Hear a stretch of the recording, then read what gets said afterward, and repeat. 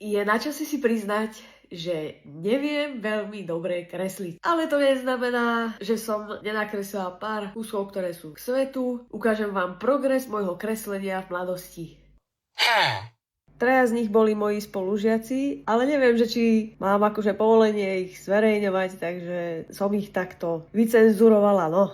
Akože určite by to vyznelo lepšie, keby tam tí ľudia oči majú, tak vyzerajú teraz trošku ako keby boli v pátraní.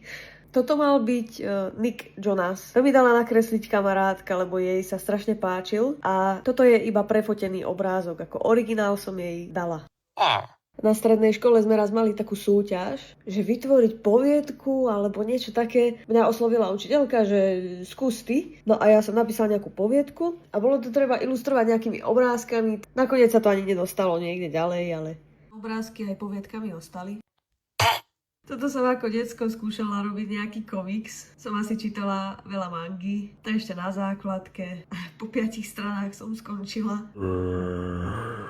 Ja som si často v škole na hodinách kreslila, keď ma nebavilo počúvať učiteľky a nejaký nudný výklad. Občas zo mňa niečo takéto vypadlo. Tuto nejaká krajinka, tuto nejaká rastlinka. Toto som nakreslila akože spolužiačku. Ona bola taká ukvákaná a mala strašne zvučný hlas, takže vlastne to asi aj sedí.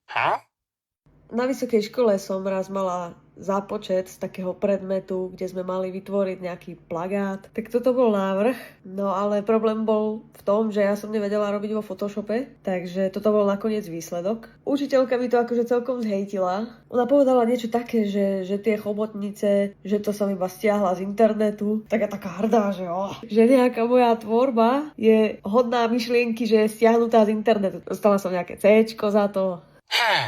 No a takéto blbostičky som si občas kreslila doma. Akože to sú presne také tie, čo za veľa nestáli, hej, že napríklad tie krátke ruky, to je čo?